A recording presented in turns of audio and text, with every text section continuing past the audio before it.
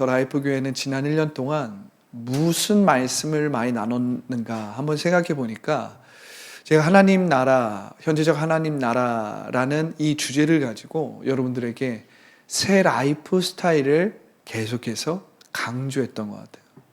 1년 동안 이 새 라이프 스타일, 하나님의 자녀라면 새 라이프 스타일로 살 줄 알아야 되는데 이 새 라이프 스타일을 세우기 위해서, 갖기 위해서 우리가 어떻게 해야 하는지에 대해서 거의 1년 동안 계속해서 나누었던 것 같습니다. 할렐루야. 제가 이 2024년도를 보면서 여러분들에게 무슨 말씀을 심었나 봤더니 바로 이 새 라이프. 그래서 우리 더 라이프 교회의 이 이름에 대해서 제가 최근에 하나님 앞에 받은 마음은 더 라이프 교회의 이름도 이젠 바꿔야겠다. 더 라이프. 원래 이 더 라이프라는 것은 제가 이 생활의 영성, 이 삶의 영성, 이 삶에서 하나님과 동행하는 삶이라는 십자가를 본받는 삶, 그리고 성령의 인도함을 받는 삶, 이 삶과 관련된 인생, 이 삶의 영성을 세우기 위해서 제가 더 라이프라는 이름을 지어서 교회를 개척했는데 이제 우리 교회의 이 나아가야 할 목표와 방향성이 제가 지난 2024년도 나눠왔던 말씀을 쭉 보니까 잡히는 것 같아요. 그게 한마디로 말하면 더 라이프가 어떻게 바뀌냐면 새 라이프입니다. 할렐루야. 새로운 라이프인데 뉴 라이프 하면 뭔가 좀 진부한 느낌이 들었어요. 새로운 라이프 교회라고 하면 또 너무 이름이 길잖아요. 한글과 영어를 조화롭게 이렇게 퓨전해서 새 라이프. 하나님께서 더 라이프 교회를 통해서 세우고 주시고자 하는 이 기초, 이 더 라이프 교회를 통해서 세우시고자 하는 그 사역은 하나님 나라의 삶을 세우는 것인데 그 하나님 나라의 삶은 무엇이냐면 하나님의 자녀들이 가져야 할, 누려야 할, 나타내야 할 새 라이프라는 것입니다. 할렐루야. 이것은 현지적 하나님 나라가 우리 안에 이미 임하였고 우리 안에 이미 임한 그 하나님의 나라를 우리가 누리고 나타냄으로 말미암아 미래에 완성될 그 하나님의 나라를 기다리고 기대하는 것입니다. 그것을 준비하는 것입니다. 할렐루야. 여러분, 새 라이프라는 것을 여러분들이 생각해 봤을 때 이 새 라이프라는 것은 이 시대에 너무나도 필요한 주제이고 이 시대에 너무나도 필요한 화두예요, 화두. 여러분, 주변의 사람들을 다 한 번씩 살펴보십시오. 우리 주변의 사람들과 이야기를 한번 나눠보십시오. 많은 사람들이 새 라이프를 살고 싶어 해요. 그렇죠? 새 라이프를 살고 싶어 합니다. 새 인생을 살고 싶어 해요. 우리는 새로운 삶, 새로운 사람, 새로운 어떤 취미나 습관, 또한 새로운 나라를 꿈꾸고 세우고 싶어 합니다. 그러나 여러분, 현재 우리의 모습을 보세요. 우리가 정말 새로운 삶을 누리고 살고 새로운 삶을 여러분들이 가지고 있습니까? 가지고 있습니까? 새로운 나라를 꿈꿔요. 우리가 새로운 나라를 꿈꿉니다. 그런데 여러분, 현재 우리나라에 일어나고 있는 이 많은 일들은 정말 상상할 수도 없는 2024년도에 상상할 수도 없는 일들이 일어나고 있는 거예요.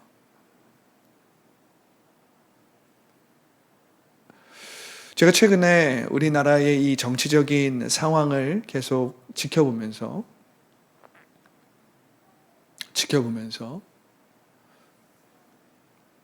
저는 막 60년, 70년대 사람이 아니니까 그때에 일어났던 많은 어려움이나 그런 정치적인 혼란이나 그런 정치적인 어떤 탄압들을 간접적으로 나의 선배들을 통해서 듣고 선생님들을 통해서 듣고 또 책을 통해서 봤지만 우리 한국의 이 정치적인 토양을 보면 너무나도 매너가 없고 너무나도 서로를 존중함이 없다라는 것을 볼 수 있습니다. 국회의를 보세요. 국회를 보세요. 누군가가 발표를 할 때 막 옆에서 고성을 지릅니다. 그러니까 이거는 어떤 정파를 막론하고 그 사람이 이야기를 하고 있을 때 막 고성을 질러요. 막 소리, 누가 무슨 말을 하는지 집중이 안 됩니다. 옆에서 하도 막 말을 이야기해서.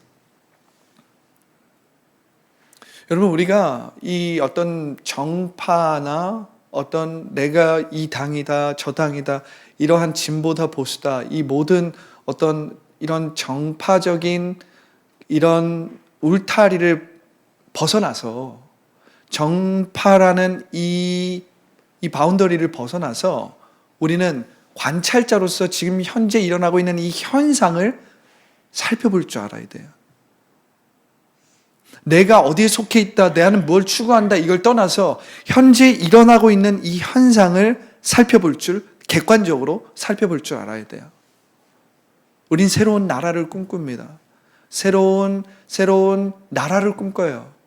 새로운 어떤 이 국가의 아젠다를 꿈꿉니다.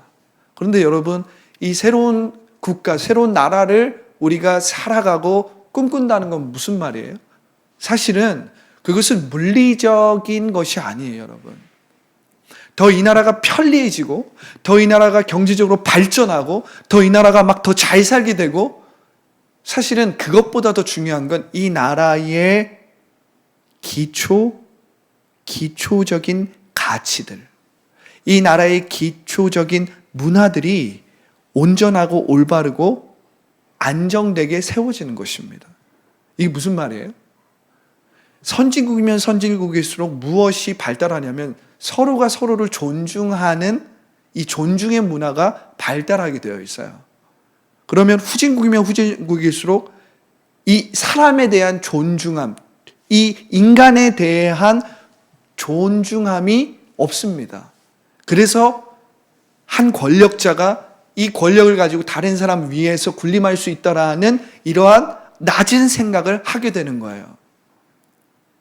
선진국이라는 말은 무슨 말이냐면 내가 한 인간으로서 다른 사람을 섬길 수 있고 봉사할 수 있고 존중할 수 있다라는 이 사람에 대한 가치와 의미를 제대로 아는 것이 선진국의 가치이고 문화입니다.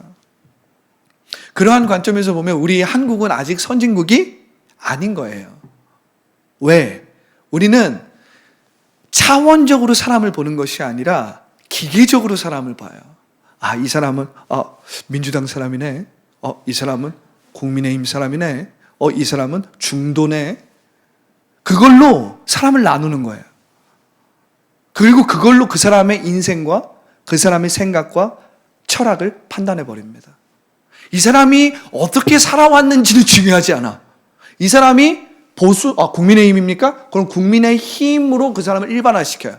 이 사람이 더불어민주당입니까? 더불어민주당으로 이 사람을 일반화시켜요. 이 사람이 중도입니까? 중도로 이 사람을 일반화시켜요. 이 사람이 살아왔던 방식, 이 사람이 겪어왔던 고난과 그 사람의 여태까지 살아왔던 모든 가치와 의미는 묵살돼요. 없어집니다. 사라져요. 근데 여러분 한번 생각해 보세요. 여러분 한 사람 한 사람이 지니는 의미는 그 가치, 그 존재성은 그 자체로 의미가 있는 거예요, 여러분. 그 사람의 가치는 어떠한 정치적인 정파나 어떠한 카테고리로 규정되고 일반화될 수 없어요. 근데 우리는 어떻게 합니까? 우리는 어떤 사람을 볼 때 그 사람의 성향, 그 사람의 성격, 그 사람의 어떤 삶의 방향성을 그 사람이 갖고 있는 어떤 성향적인, 정치적인 성향이나 그 사람이 따르고 있는 어떤 정파나 그 사람이 믿고 있는 어떤 종교에 의해서 그 사람을 아예 판단해 버립니다. 그리고 그 사람과 대화하든지 대화할 수 없든지 이렇게 이분법적인 논리로서 접근을 해버리는 거야. 여러분, 이거는 전혀 성경적인 인간관이 아닙니다. 우리 그리스도인들이 정말로 성경을 제대로 알고 성경을 배운다면 하나님이 우리에게 주신 성경에 입각한 인간관을 가질 줄 알아야 해요. 할렐루야. 이 사람이 만약에 국민의힘이에요. 이 사람이 만약에 더불어민주당이에요. 혹은 제가 지금 정치적인 이야기를 하는 이유는 여러분들에게 이해를 돕고자 하는 거예요. 이 사람이 이거든 저거든 우리는 그것을 떠나서 이 사람의 가치와 의미를 깨달을 줄 알아야 돼요. 우리는 그걸 걸러낼 줄 알아야 돼요. 물리적으로 기계적으로 이 사람을 판단하는 것이 아니라 하나님 나라의 인간관으로서 이 사람 자체가 그 자체로 의미가 있고 존귀하다라는 것을 생각할 줄 알아야 돼. 사람은 그 사람 자체로 인간이기 때문에 존중받아야 되고 존귀한 자이거든요. 할렐루야. 할렐루야. 여러분들이 이 하나님 나라의 인간관을 제대로 가지고 있지 못하면 교회 안에서도 물리적으로 기계적으로 정파의 싸움을 하기 시작합니다. 여기는 보수파니 여기는 진보파니. 그것은 하나님 나라의 인간관을 제대로 알지 못하고 성경에 대해서 내가 많이 배운 것 같지만 실질적인 성경 말씀의 인간에 대한 인간관은 제대로 알고 있지 못한 거예요. 알고 있지 못한 거예요. 여러분, 오늘날 많은 사람들이 새로운 인생, 새 라이프를 살고자 합니다. 저도 새 라이프를 살고 싶어요. 여러분도 새 라이프를 살고 싶으시죠? 할렐루야. 2025년도는 우리가 2024년도 내내 새로운 라이프 스타일, 새로운 라이프를 말씀대로 심었으니 이제 2025년도에는 새 라이프를 거둬야 돼요. 할렐루야. 새 라이프를 거둔다는 말이 무슨 말입니까? 새 라이프를 누리고 나타내는 삶을 살아야 합니다. 할렐루야. 그러나 우리가 차원적으로 이 새 라이프에 대해서 접근하지 않는 한 우리는 결코 새 라이프, 새로운 인생을 살아갈 수가 없습니다. 우리가 물리적이고 기계적으로 여전히 나를 바라보고 다른 사람을 바라보고 판단하는 한 우리는 새로운 인생을 살고 싶어도 아주 부분적인 새로운 인생의 맛은 느낄 수도 있을지 모르겠지만 그것은 제한적이고 한계가 있고 결국에는 다시 허무하고 공허하고 외로움으로 돌아가는 인생을 살 수밖에 없다는 것입니다. 우리가 만약 새 라이프 스타일을 차원적으로 보지 못한다면, 그렇다면 차원적으로 본다는 말이 뭐예요? 차원적인 의미를 가진다는 것은 무엇입니까? 여러분, 우리 인간은 신체적, 심리적 존재입니다. 신체를 가졌어요. 육체가 있어요. 그리고 우리는 심리를 갖고 있습니다. 그래서 심리적으로 위축되기도 하고 심리적으로 우리가 여유가 있기도 하고 심리적으로 압박을 받기도 하고 심리적으로 우리가 풀어질 때도 있어서 심리적인 것에 영향을 받아요. 심리는 무엇입니까? 정신이죠. 우린 정신적인 존재예요. 그러나 하나님을 모르는 사람들은 여기서 멈춰요. 신체적으로 그리고 심리적인 차원에서 새로운 인생을 계속해서 시도하고 개발하는 것입니다. 그런데 여러분들 하나님의 자녀란 말이에요. 할렐루야. 여러분들이 하나님의 자녀라면 여러분들은 차원적으로 여러분들 자신을 판단하고 다른 사람을 판단할 줄 알아야 돼요. 그것은 무엇입니까? 여러분들은 신체적, 심리적 존재만이 아니라 영적인 존재라는 것입니다. 할렐루야. 여러분들은 하나님의 말씀대로 창조되고 하나님의 형상대로 창조된 무한한 가능성이 있는 영적 존재라는 거예요. 할렐루야. 그렇다면 여러분, 현재 일어나고 있는 이 현상이, 현재 일어나고 있는 이 우리나라의 정치적인 문제와 이 어려움들이 사실은 많은 사람들이 물리적이고 기계적이고 이데올로기적으로 우리가 계속해서 이 문제와 현상을 바라보지만 사실은 우리가 이 문제를 바라볼 때 사람들이 지금 무엇을 찾고 있는지를 살펴봐야 돼요. 지금 우리는 새로운 삶을 찾고 싶어요. 그 새로운 삶을 찾는다는 건 무슨 말입니까? 인생에서 새로운 의미를 찾고 있다는 것입니다. 새로운 의미를 찾고 있다는 거예요. 여러분들이 기억해야 될 것은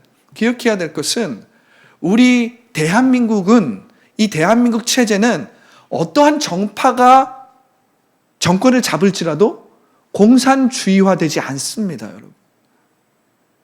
할렐루야! 자, 여기를 보세요, 이제. 극단적인 보수 세력은 마치 이 나라가 누군가가, 어떤 정파가 이 나라를 붙들고 있으면 이 나라는 공산주의화가 된다라고 선전을 해요. 그런데 여러분, 이 나라는 이젠 공산주의화가 될 수 있는 나라가 아니에요, 여러분. 왜 그렇습니까? 총과 칼을 들고 있는 병사, 군인들이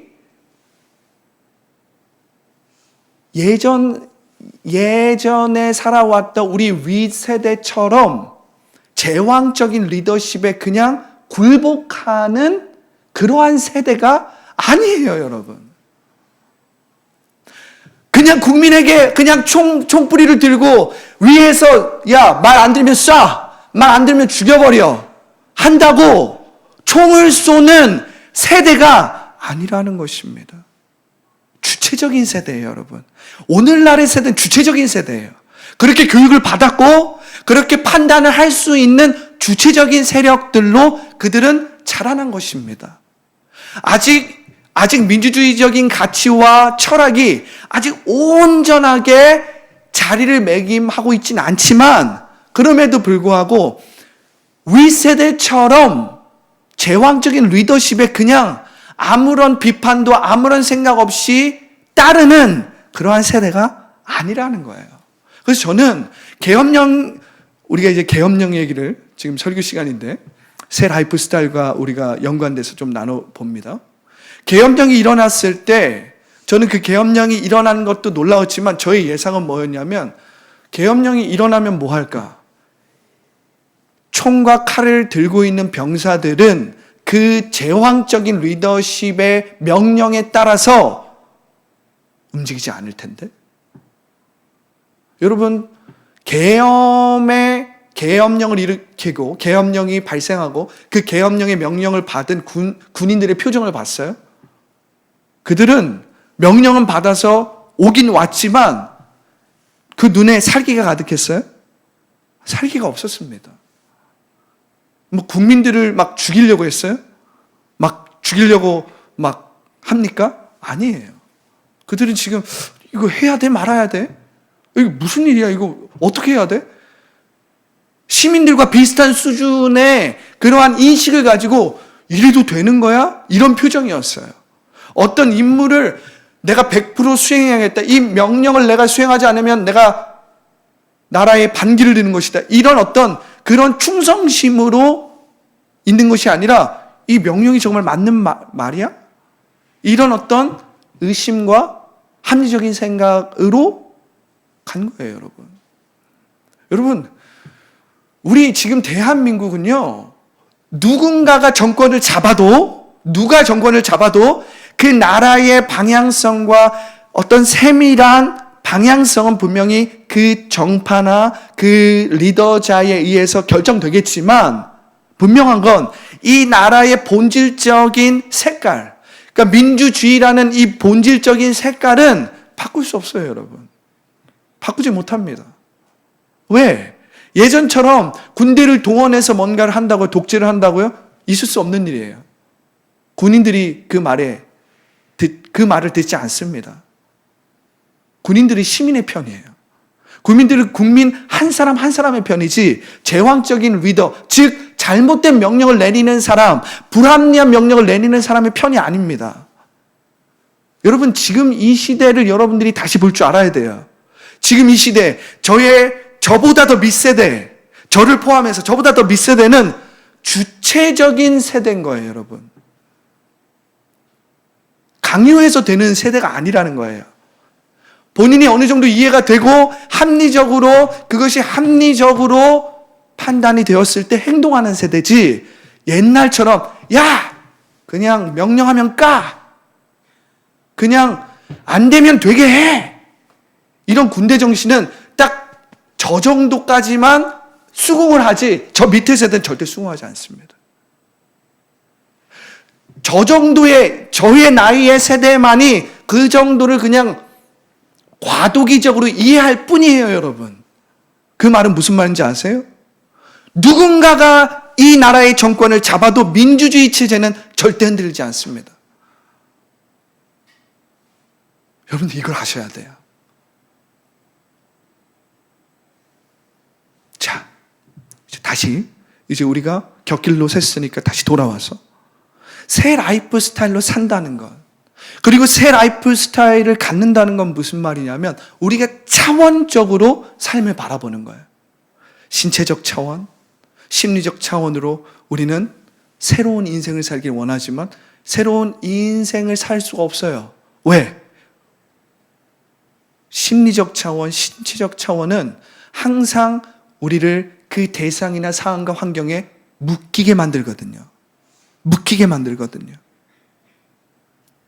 우리는 우리의 삶을 차원적으로 볼 수 있어야 되는데, 이 차원적으로 본다는 것은 우리가 심리적, 신체적 존재일 뿐만 아니라 영적인 존재라는 것을 깨닫는 것입니다. 할렐루야. 영적인 존재란 뭐예요? 영적인 존재란 뭡니까? 우리는 하나님의 형상대로 창조되었다는 거예요. 하나님의 말씀대로 창조되었다는 거예요. 여러분,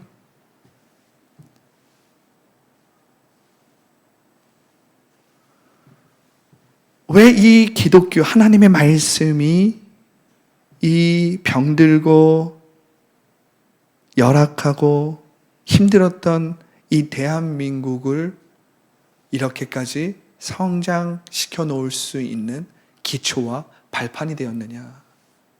잘 보세요, 여러분. 정말 열악했던 한국, 정말 어려웠던 한국, 어떻게 이 나라가 이 짧은 시간에 이렇게 선진국 반열에 오를 수 있었을까?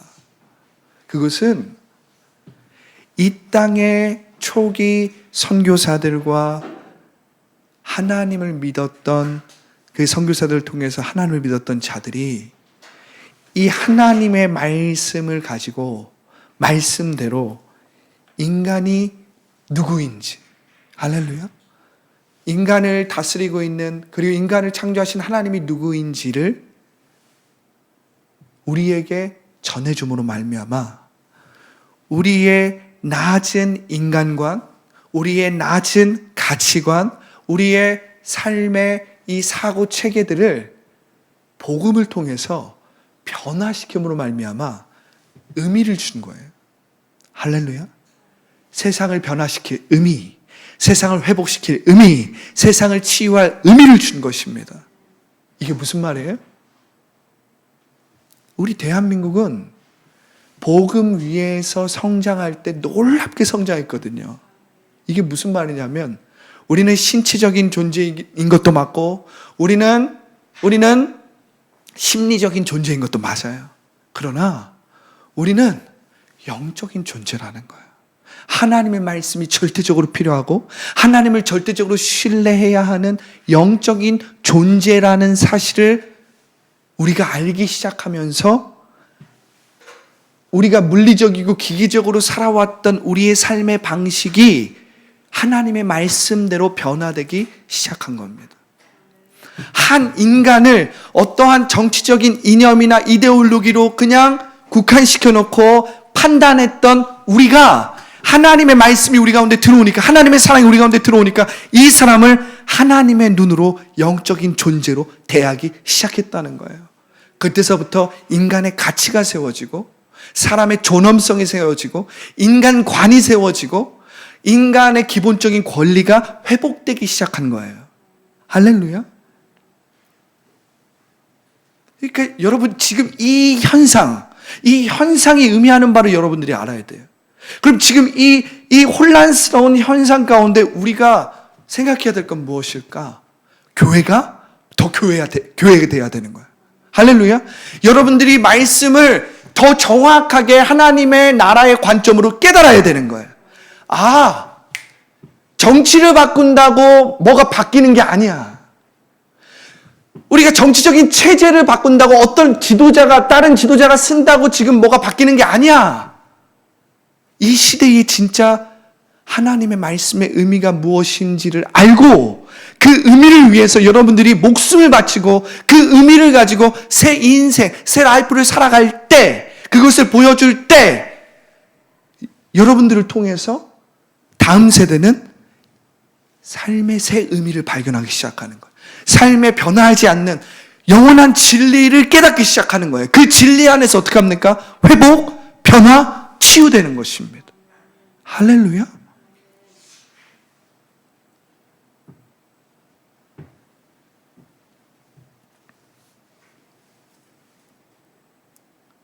여러분, 우리는 영적인 존재예요. 우리는 신체적인 존재, 심리적인 존재도 많지만 영적인 존재입니다.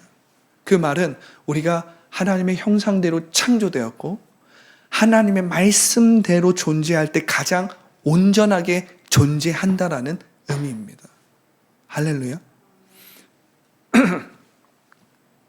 그렇기 때문에 여러분들이 이 새 라이프, 우리가 지금 정치적인 이야기를 하고 있지만, 잠시 정치적인 얘기를 했지만, 정치적인 이야기뿐만 아니라 이제 우리의 개인의 삶, 또 일터의 삶, 우리의 사회의 삶, 우리가 살펴볼 때 우리는 어떤 사람을 볼 때 기계적으로, 그리고 피상적으로 그 사람을 판단하고 그 사람을 평가합니다. 그 사람이 뭔가를 잘하는 어떤 기능이나 잘하는 어떤 무엇이 있으면 그것으로 그 사람을 평가한단 말이에요. 그런데 여러분들이 영적 존재라는 말은 여러분들 자신이 하나님의 형상대로 창조되었기 때문에 그 자체로 귀하고 존귀하다는 거예요. 할렐루야.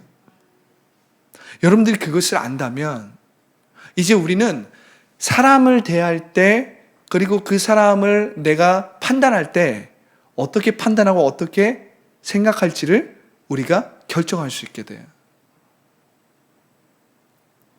심지어 그 사람과 내가 갖고 있는 어떤 정치적인 성향이든지 어떤 세상을 바라보는 어떤 관점이나 성향이 조금 다를지라도 그 사람과 소통할 수 있는 기본 토대가 형성되는 것입니다. 할렐루야. 할렐루야. 여러분, 우리가 새 라이프 스타일을 세워나갈 때, 오늘 우리가 빌립보서 4장 9절부터 14절인가요? 9절부터 14절을 읽었는데, 이 말씀에는 새 라이프 스타일의 단계적 과정이 쭉 나와 있습니다. 그 안에서 발견되려 함이니 9절은 내가 가진 의는 율법으로 난 것이 아니요 오직 그리스도를 믿음으로 말미암은 것이니 곧 믿음으로 하나님께로부터 난 의라. 이것은 무엇입니까? 존재적 혁명의 기초예요. 나는 예수님 때문에 하나님의 의라는 거예요. 할렐루야. 나는 죽었다 깨어나도, 할렐루야, 나는 죽었다 깨어나도 예수님 때문에 하나님의 자녀가 되었다는 거예요. 하나님의 의가 되었다는 거예요. 왜냐하면 이것은 율법으로 난 의가 아니라 오직 그리스도를 믿음으로 말미암은 거예요. 예수님 때문에 하나님의 의가 된 거예요. 존재적인 혁명입니다. 할렐루야. 3장 10절에 보면 내가 그리스도와 그 부활의 권능과 그 고난에 참여함을 알고자 하여 그의 죽으심을 본받아.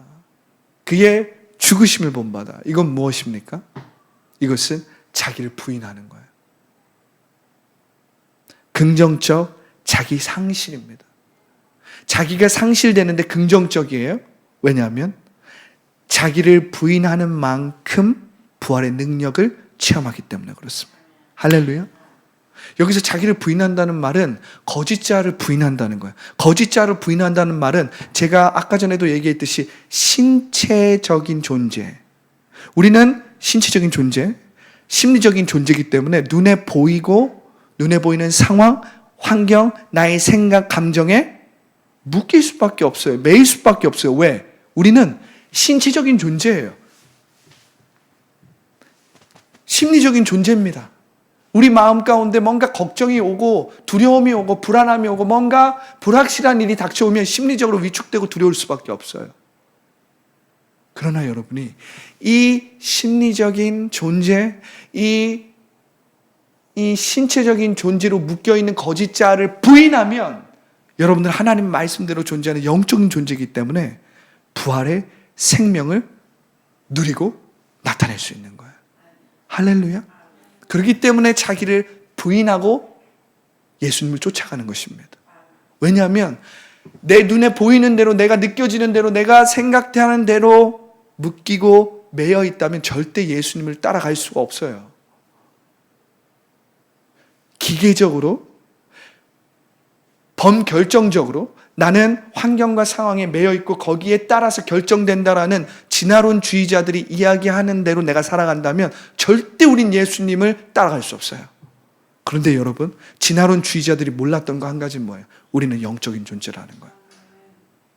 우리는 의미를 추구하는 존재라는 거예요. 우리는 가치를 추구하는 존재라는 거예요. 우리 안에는 양심이 있다라는 거예요. 동물들에게 없는 그 무엇이 우리에게 있는데 그것은 뭐예요? 그것은 영적 존재라는 거예요. 할렐루야. 진화론주의자들은 이것을 망각했습니다. 이 변수를 놓쳤어요. 그들은 신체적인 차원에서, 심리적인 차원에서 인간을 접근했는지는 모르겠지만 인간에게 그보다 더 큰 의미가 있다라는 영적인 존재라는 이 진리는 망각했습니다. 오늘날 이 진화론주의자들이 말하는 범결정론적인 상황과 환경이 인간을 결정하는 것처럼 말하는 이 철학, 이 진화론주의자들이 이야기하는 이것이 우리 가운데 있으니까 어떻게 해요? 사람들이 허무주의에 빠지는 거예요. 공허함에 빠지는 거예요. 중독에 빠지는 거예요. 젊은이들이 마약을 하는 겁니다. 왜? 삶의 의미가 없는데? 삶의 가치도 없는데? 삶에 어떠한 절대적인 진리도 없는데? 그러니까 중독에 빠질 수밖에 없는 거예요, 여러분.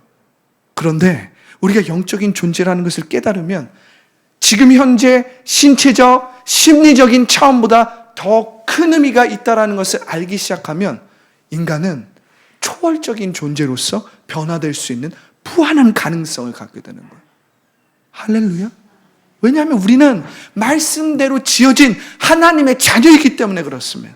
그렇기 때문에 우리 말씀대로 지금 여기를 변화, 회복, 치유할 수 있는 무한한 가능성을 가진 영적인 존재라는 거예요. 새 라이프는 여기서 시작되는 겁니다. 여기서 시작되는 거예요. 그냥 내가 하고 살면 새 라이프는 시작될 수 없어요. 왜? 신체적인 차원, 심리적인 차원에 난 항상 묶이고 제한되어 있기 때문에 더 이상 초월할 수 없습니다. 더 이상 더 높은 의미와 가치를 향해서 성장, 회복, 치유될 수 없어요. 할렐루야. 여러분 만약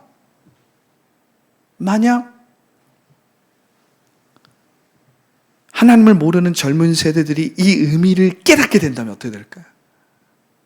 할렐루야. 저는 이렇습니다. 저는 이번 이 계엄령 사건을 이 사건을 보면서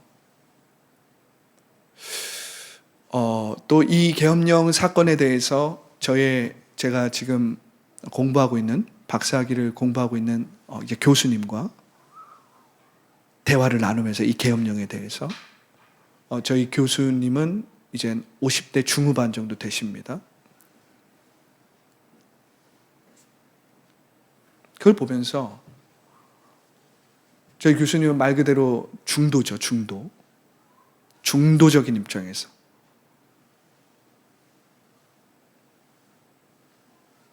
물론 교수님이 자신이 중도라는 얘기는 한 적은 없지만 제가 보기엔 그렇습니다. 저의 생각이에요.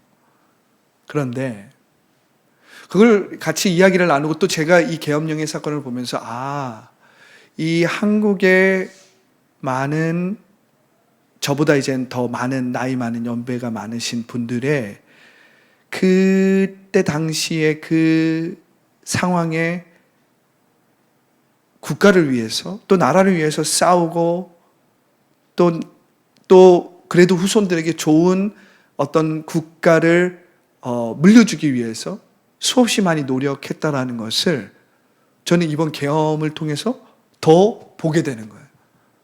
왜? 저는 어쨌든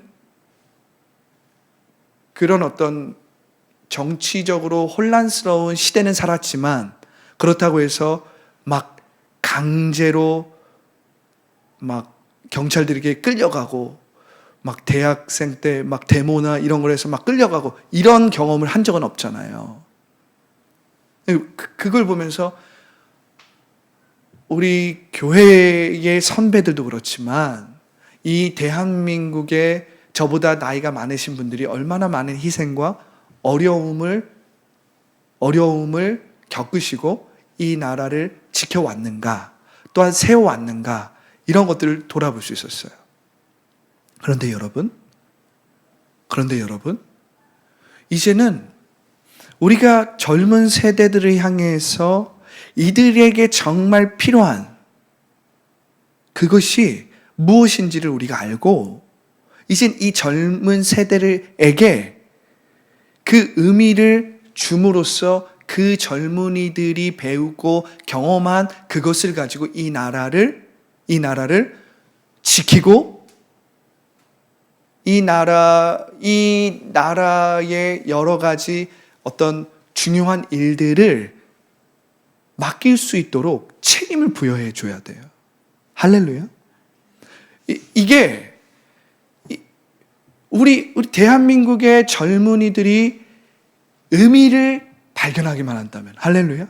삶의 의미를 발견하고 자신이 영적 존재인 것을 발견하고 그래서 자기보다 더 큰 의미가 있음을 깨닫기 시작하면, 여러분, 저는 대한민국의 젊은이들이 그 어떤 세대보다 희생적이고 봉사적이고 섬김을 할 수, 다른 사람을 섬길 수 있는 아주 매너가 있고 아주 예절이 바르고 공손한 세대들이 세워질 것 같아요. 할렐루야. 여러분들 이 꿈을 가지셔야 돼요. 이 픽처를 여러분들이 가지셔야 됩니다. 그래야 현재 일어나고 있는 이 정치적인 혼란으로부터 여러분들이 희망을 볼 수 있어요. 더 이상 혼란하고 미혹되는 게 아니라 희망을 볼 수 있어요. 지금은 제왕적인 리더 한 명이 중요한 게 아니에요, 여러분. 지금은 그런 시대가 아니에요.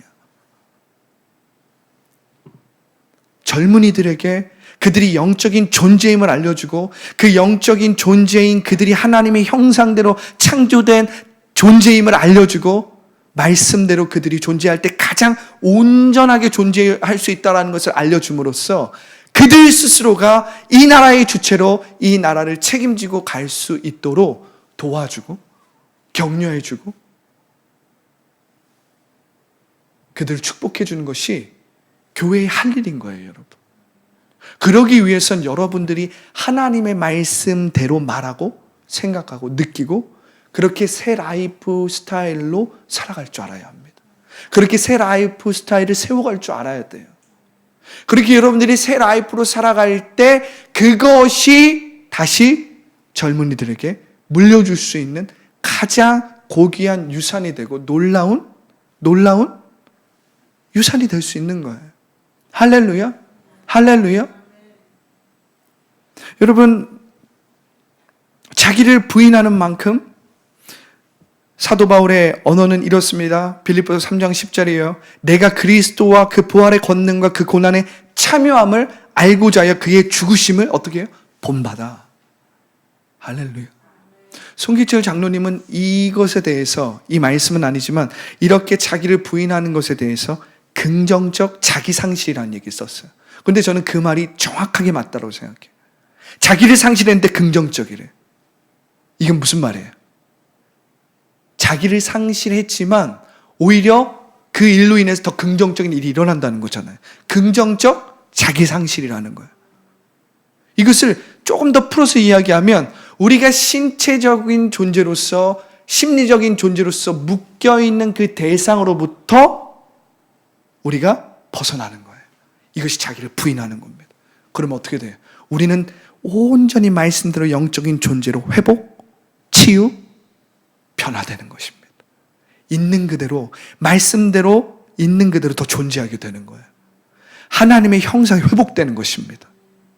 그런데 여러분들이 신체적 차원, 심리적 차원에 묶여 있으면 하나님의 형상인 영적 존재로 회복되고 싶어도 회복될 수 없습니다. 그래서 자기를 부인해야 되는 거예요.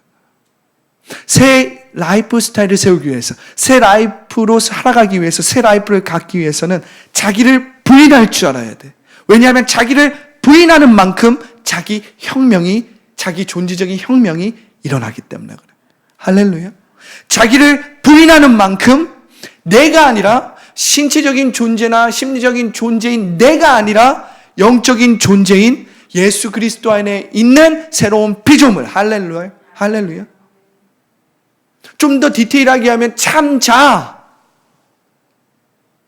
성경적으로 이야기하면 예수 그리스도 안에 있는 속사람이 더 나타나기 때문에 그래요. 더 드러나기 때문에 그래요.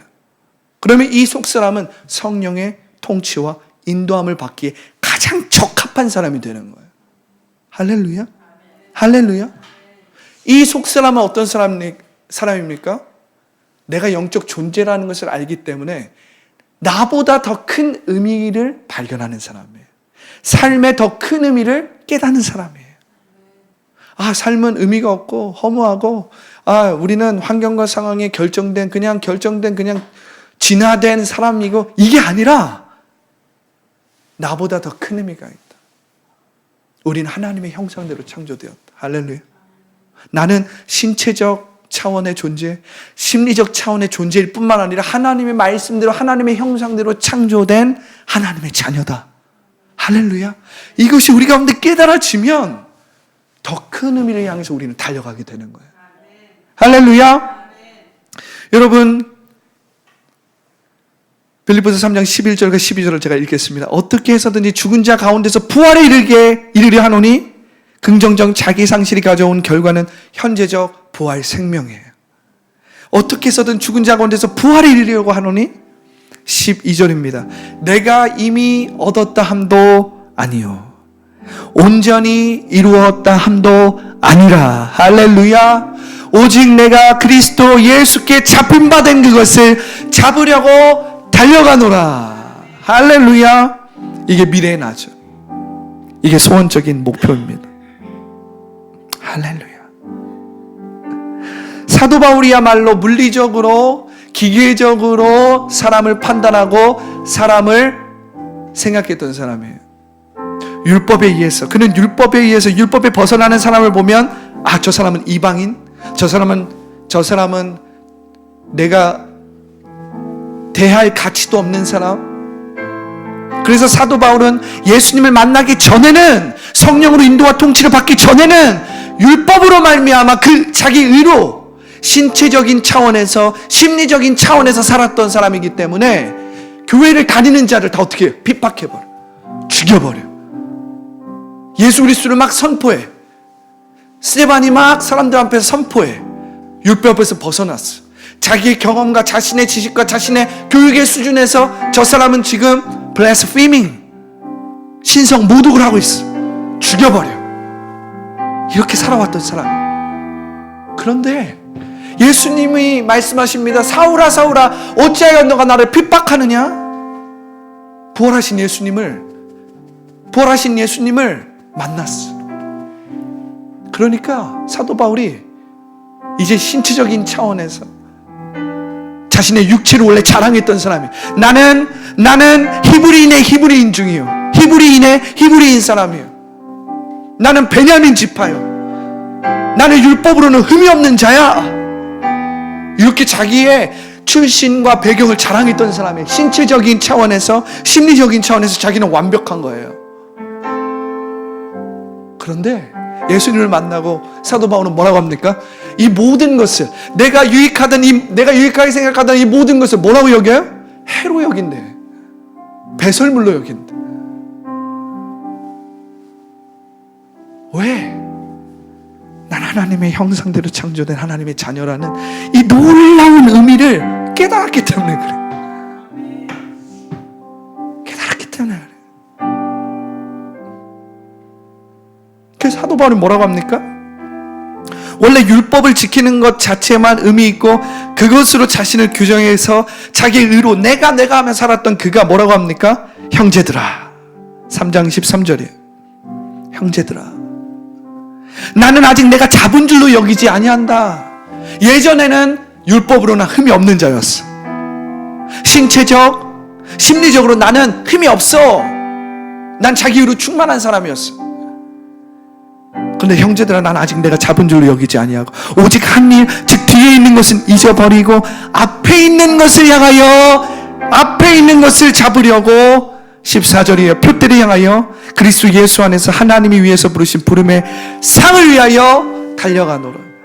할렐루야. 자기를 부인하는 만큼, 자기 마음 가운데 부어진 성령을 통해서 부어진 그 소원적인 비전과 목표를 이루게 되기 때문에 그래요. 할렐루야. 여러분, 자기에게 집중하면 집중할수록 우리는 더 우울해집니다. 자기에게 집중하면 집중할수록 우리는 더 공허함에 빠져요. 허무함에 빠집니다.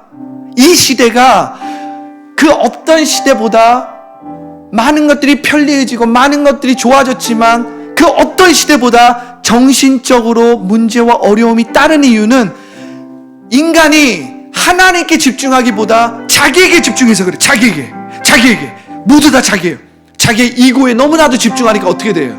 자기는 별 볼 일 없는데, 자기는 있는 그대로 온전하지 않은데, 있는 그대로 온전하지 않으니까 어떻게 합니까? 이것도 하고 저것도 해야 돼. 이것도 가져야 되고 저것도 가져야 되고, 그러다 보니까 어떻게 돼요? 늘 부족함에 시달리는 거예요. 부족함에 시달리니까 어떻게 합니까? 우울함에 빠지고 공허함에 빠지고 외로움에 빠지는 거예요. 여러분, 우리는 우리 자신에게 집중하면 집중할수록 부족함을 느끼지 충분함을 느끼지 않습니다. 그러나 말씀대로 창조된 내가 영적인 존재라는 것을 알고 하나님의 형상대로 나는 존재한다는 것을 내가 알기 시작할 때 사도 바울과 같은 이 고백이 되는 거예요. 할렐루야. 난 예수 그리스도 안에서 부족하지 않습니다. 난 예수 그리스도 안에서 충만합니다. 할렐루야. 난 예수 그리스도 안에서 충만한 의미를 가지고 있습니다. 할렐루야. 난 예수 그리스도 안에서 너무나도 감사하고 기쁩니다. 나에게 집중하지 않고 자기를 부인할 때 신체적으로, 심리적으로 내가 위축되고 부족함을 느낄 때조차도 나는 말씀대로 존재하는 영적인 존재이기 때문에 말씀대로 온전해지는 거예요. 회복되는 거예요. 치유되는 거예요. 변화되는 거예요. 여러분들은 말씀대로 존재하는 영적인 존재이기 때문에 그 말씀대로 영원히 변화시키고 회복시키고 치유할 수 있는 무한한 가능성을 가진 존재예요. 이 말씀대로 우리가 새롭게 새 라이프 스타일을 갖기 시작하면 위에서 주시는 그 부르심을 향해서 달려갑니다. 이것을 우리말로 쉽게 얘기하면 우리 안에 소원적인 목표와 책임감이 생긴다는 거예요. 할렐루야. 소원적인 목표와 책임감이 생긴다는 거예요. 그 소원적인 목표와 책임감을 붙들고 우리는 이전에 있었던 일을 모두 다 뒤로하고 앞을 향해서 달려가는 거예요.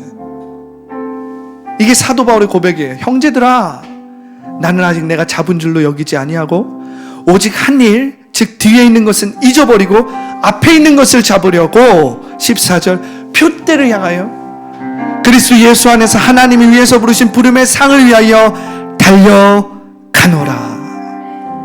자기를 부인하는 만큼 소원적인 목표를 이룰 수 있게 되는 거예요. 말씀대로 지금 여기에서 있는 그대로 온전하게 회복, 치유, 변화되는 것입니다. 이게 새 라이프 스타일입니다. 우리가 추구하고 우리가 살아가야 할 새 라이프입니다. 할렐루야. 말씀대로 말함으로 하나님 나라를 세우는 것. 우리가 2024년도를 마무리하면서 여러분 2024년도 우리가 무엇을 나누고 우리가 지금까지 무슨 말씀으로 우리의 마음에 심었는가, 오늘 말씀을 여러분들이 계속해서 반복해서 한 주 동안 들어보십시오. 그러면 우리가 2024년 동안에 이 말씀을 나눴구나. 할렐루야. 2024년 동안 더 라이프 교회를 통해서 하나님이 우리에게 이 말씀을 주셨고 이 말씀을 통해서 이 삶을 세우기를 원하셨구나. 이 인생을 살기를 원하셨구나. 이것이 하나님의 뜻이었구나를 깨닫게 될 것입니다. 할렐루야. 할렐루야. 여러분, 나라를 위해 기도하십시오. 그리고 현재 일어나고 있는 이 어려운 시국 가운데서 여러분들의 마음과 생각을 신체적으로, 심리적으로 빼앗기지 마십시오. 오히려 여러분들이 때때로는 신체적으로, 심리적으로 바라볼 수는 있지만 영적인 눈으로, 할렐루야, 영적인 존재로서 지금 일어나고 있는 이 일들을 객관적으로 살펴보십시오. 지금은 이젠 이 나라의 진정한 세대 교체가 이루어져야 할 때다. 할렐루야. 진정한 세대 교체가 이루어져야 돼. 진정한 세대 교체를 통해서 보수도 쇄신돼야 합니다. 할렐루야. 여러분, 진정한 세대 교체를 통해서 보수가 새롭게 쇄신돼야 되는 거예요. 언제까지 제왕적인 보수 세력이 보수 집단을 이끌고 다스리도록 하면 안 됩니다. 세대 교체가 필요한 거예요. 할렐루야. 진보도 마찬가지입니다. 제왕적인 어떤 진보 세력을 계속해서 키워나가면 안 되고 세대 교체를 해야 돼. 세대 교체를 해야 돼. 여러분들은 이 넓은 관점을 가지고 이젠 다음 세대, 젊은 세대를 키워갈 줄 알아야 돼. 할렐루야. 할렐루야. 여러분, 저도 젊은 세대입니다. 저도 젊은 세대예요. 저도 여러분들이 키워주셔야 되는 거예요. 할렐루야. 우리 유튜브로 이 말씀을 듣고 있는 분들도 이것을 들으셔야 돼요. 저도 젊은 세대. 할렐루야. 한국 교회를 이끌 수 있는 젊은 세대들이 일어날 수 있도록 키워줘야 된다는 거예요, 여러분. 기성세대도 너무나도 감사하죠. 기성세대가 지금까지 해왔던 모든 희생, 그것으로 인해서 우리가 지금 여기에 많은 축복과 은혜를 누리고 있는 것이 사실입니다. 그러나 여러분, 그것에 머물러서는 안 돼요, 여러분. 기성세대에게 감사함과 고마움과 그들의 공로를 인정하지만 지금은 이젠 새로운 시대가 됐잖아요. 젊은 세대들이 일어났잖아요. 그러면 세대 교체를 할 수 있도록 기성세대들이 더 일어나야 되는, 더 적극적으로, 더 창조적으로 세워주고 도와주고 일으켜줘야 되는 거예요. 할렐루야. 참고로 저도 젊은 세대입니다. 할렐루야. 할렐루야. 일으켜줘야 되는 거예요. 세워줘야 되는 거예요. 더 길을 팍팍 살려줘야 되는 거예요. 그래야 이 나라가 더 온전하고 더 강력하고 더 견고하게 설 수 있는 것입니다. 할렐루야. 그것이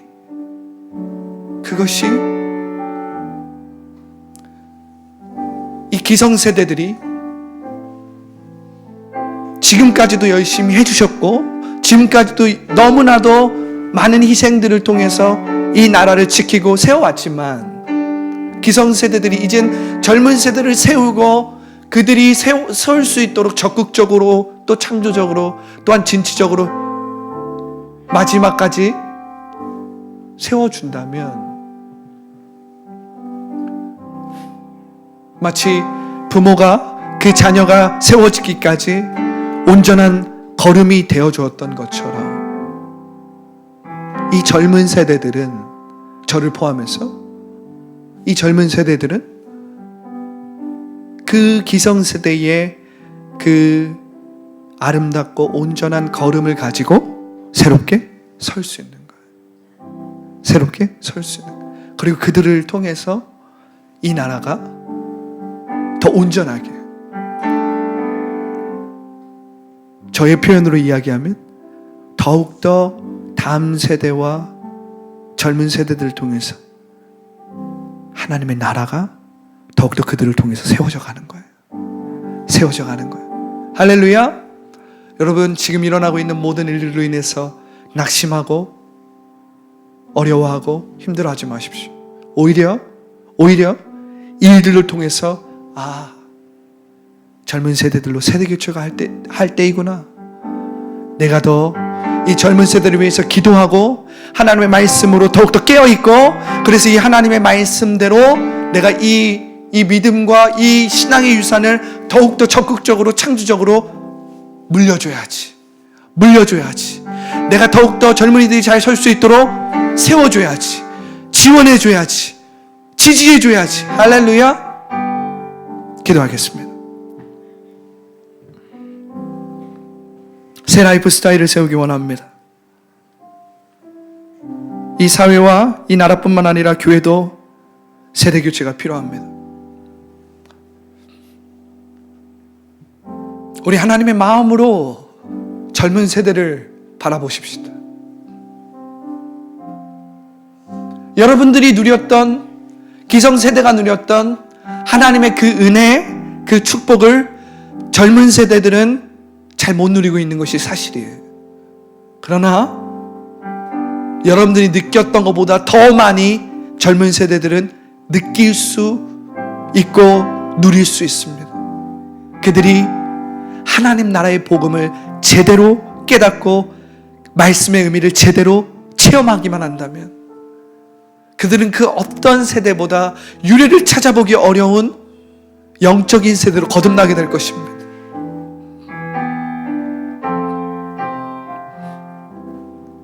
21세기의 느헤미야가 되기 원합니다. 할렐루야. 여러분들은 21세기의 느헤미야입니다. 이제 21세기의 느헤미야로서 2025년도 새 라이프 스타일을 세우기 원합니다. 새 라이프를 살아가고 누리기 원합니다. 우리 주님의 이름 세 번 외치고 간절히 기도합니다. 주여, 주여, 주여. 좋으신 하나님, 2024년도 마지막 주일 예배를 주님께 올려드리면서 우리가 지난 2024년 동안 무엇을 나누었는지 나누었습니다. 우리가 2024년 동안 나누었던 것을 한마디로 말하면 새 라이프입니다. 예수 그리스도 안에 있는 새 라이프입니다. 그러나 우리 눈에 보이는 이 세상, 또 나의 삶, 나의 이 인생은 새로운 라이프, 새로운 삶이 아닌 것 같습니다.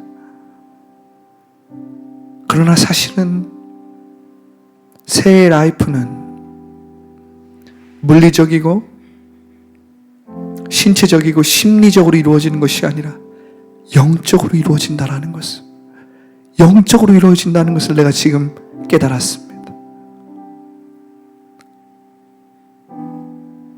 내 안에 존재적인 혁명이 일어나고 내가 영적인 존재로서 예수 그리스도 안에서 누군지를 알 때 새 라이프가 시작되는 것입니다.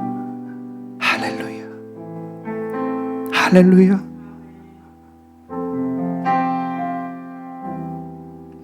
그때에 하나님의 의와 희락과 평강이 나에게 느껴지고 내게 충만하게 역사한다라는 것을 알게 되는 것입니다. 말씀이 필요한 시대입니다. 말씀대로 변화되고 회복되고 치유되어야 되는 현재적 하나님 나라의 시대입니다. 더 라이프의 성도들, 오늘 말씀대로 내가 예수 그리스도 안에서 누군지를 깨달아 알게 하여 주시고 그 안에서 변화 회복 치유되게 하여 주시고 그리고 하나님의 자녀로서 또 하나님의 백성으로서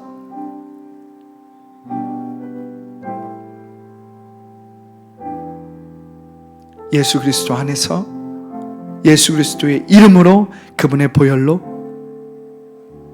있는 그대로 온전하게 되게 하여 주시옵소서. 있는 그대로 온전히 회복, 치유, 변화되게 하여 주시옵소서. 감사와 찬양을 주님께 올려드리며 예수님의 이름으로 기도합니다. 아멘. 할렐루야.